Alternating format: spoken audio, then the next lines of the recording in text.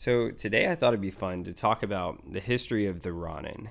It depends on what you consider Star Wars canon, but I thought this was a really interesting story because it brings up the question, maybe not all Sith Lords and Sith are necessarily evil. The Ronin in this history, Jedi were monks that traveled to help whoever in need, but became more involved in politics, and many swore themselves to imperial lords that ruled over areas of the galaxy. So, Jedi in this history were servants of a feudalistic empire. This empire was centuries before the Sith Rebellion. The capital was on the planet Roizu. Some Jedi served as lords, and some were lords themselves on this empire. The lords fought against each other, and the Jedi vowed to fight and die with them. As I'm sure you know, not all people are able to become Jedi Knights just because if they're Force sensitive or their metachlorian count. So children in this timeline were taken without regard of their wishes if they were Force sensitive. This led to disagreements and partially led to the Sith Rebellion. The Ronin decided during this time period that he wouldn't sacrifice his life or the lives of his apprentices for a pointless conflict. Quote, "I am my own blood, and these are my own people. Never again do I serve the Jedi.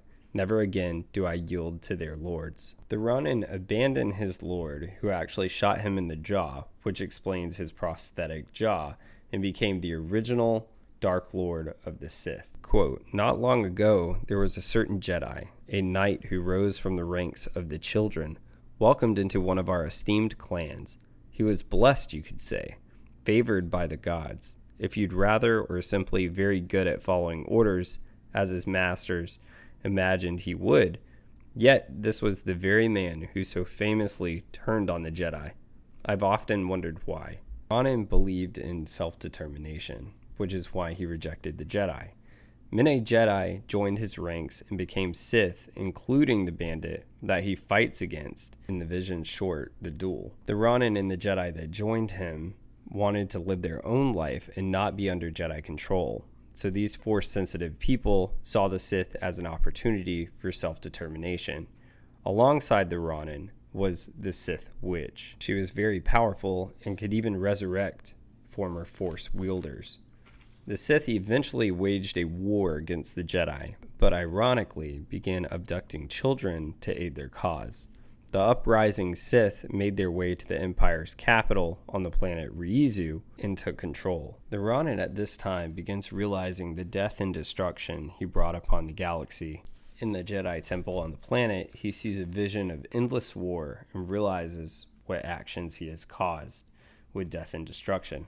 However, he decided to turn to violence to end this cycle. He betrays his own Sith and slaughters them on their capital ship. As the Empire comes to fight back and retake what is theirs, Ronin and the others escape. Shortly after Ronin escapes, the Sith Witch then takes the planet Ryuzu and disappears. The Ronin spent years after this tracking down and hunting down Sith, killing them and taking their kyber crystals. After about 20 years, this leads us up to the Vision short that we saw called The Duel. After the planet Ryuzu was unable to be found, the war was declared over. The Lords and Empire united in a common goal to ultimately destroy the Sith. The bandit in the short clip, The Duel, the Ronin winds up destroying, but originally it was thought she was dead. It turns out she was resurrected by the Sith Witch. The Ronin sets out on a journey to hunt down the witch and discovers Ryuzu. Eventually, Ronin locates the planet and discovers he has mistaken. It's not the Sith Witch that has been resurrecting people, it is his daughter. His daughter's mother, it turns out, is the Sith Witch. For a time, the Ronin's daughter was raised by the witch, but eventually she gave herself up to the people on the planet Ryuzu. The people that were resurrected by her were called Sith demons. They looked after the child, and eventually the witch's Sith demons faded away, leaving the child alone on the planet by herself. Idzuna was a traveler that was sent by Jedi Lords and was sent to eliminate any remaining Sith on the planet at one point, but she couldn't do it. Instead, the child became trained in black current and white flare of the Force. The Ronin's daughter sees the Jedi as fundamentally unfair and thinks the galaxy needs to be rebalanced.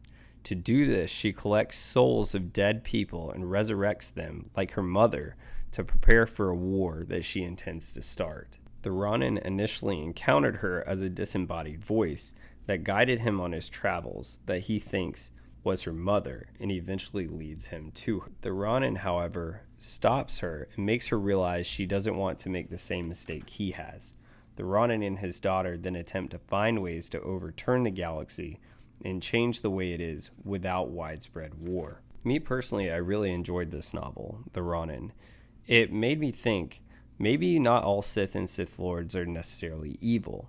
Then again, it also depends on what you call canon. One great thing about this novel, in my opinion, is it doesn't really make any references to any of the other Star Wars projects in the franchise. What do you think?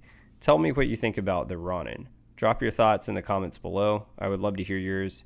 If you would like to know more about other fantasy fiction franchises, such as Star Wars, Harry Potter, Game of Thrones, and Lord of the Rings, subscribe to Chase and Josh Factor Fantasy Podcast. The link is in the bio. Or you can subscribe to Ridiculous Patronus on YouTube. As we say on the podcast, you're the shield that guards the realms of fantasy. We'd be nothing without you. Thank you, everyone. Have a magical week.